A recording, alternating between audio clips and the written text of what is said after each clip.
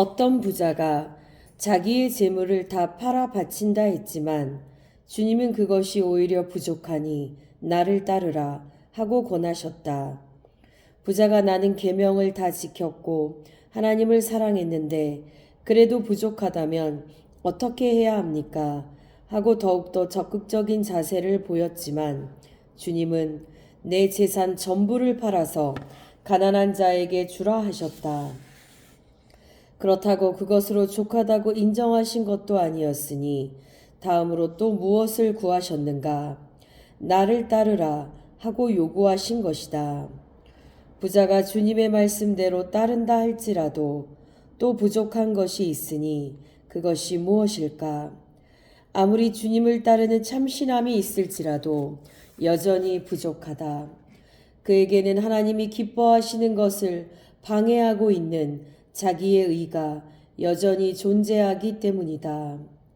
누구든지 자기 의가 조금만 있어도 그 의로써 하나님을 기쁘시게 할 수가 없다.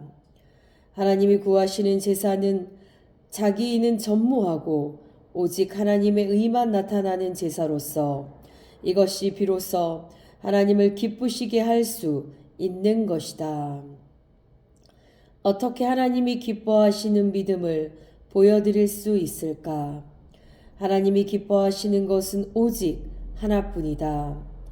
하나님의 품속에 계시다가 세상에 오셔서 죽임을 당하시고 무덤에 장사 지낸 바 되셨다가 자기의 능력은 전무하고 오직 하나님의 성령으로 죽은 자 가운데서 다시 살아나오신 그 아들을 하나님이 기뻐하시는 것이다. 하나님의 아들이 없는 자는 하나님을 기쁘시게 할 수 없고 하나님의 아들이 빠진 열심과 자의만으로 행한 일은 하나님과 아무런 상관이 없으니 하나님의 관심을 끌 수 없다. 옛날에는 하늘에서 나는 음성을 오직 천사들을 통해서만 들었다. 하나님의 음성을 직접 처음 들은 것은 예수께서 요단강에서 침례 요한으로부터 침례를 받으시고 물 위로 올라오실 때다. 저는 내 사랑하는 아들이요 내 기뻐하는 자다 하고 감격해 하시는 하나님의 고유한 음성을 들었다. 하나님은 자기의 말씀과 그 뜻과 그 음성을 그 누구에게도 직접 말씀하신 일이 없다. 오직 그 사랑하시는 아들에게만 그가 이루실 말씀과 그가 이루실 말씀을 친히 명하셨으므로 오직 그가 사랑하시는 아들에게만 그가 이루실 말씀과 그가 이르실 말씀을 친히 명하셨으므로 사람이 직접 들은 일은 전무하고 오직 하나님의 품속에서 나타나신 하나님의 아들만이 하나님 아버지의 음성을 직접 들으셨다. 이와 같이 하나님이 아들에게만 하시는 말씀이 곧 영생의 계명이요 그렇게 아들에게 직접 하신 말씀이 곧 영생의 말씀이요 그런 음성으로 저는 내 사랑하는 자요 내 기뻐하는 자라고 하셨다는 것을 깨달아야 한다. 하나님께서 직접 사람들에게 분보하신 말씀은 다볼 산상에서 모세와 엘리야를 구름 속으로 가리고 홀로 남으신 예수를 두고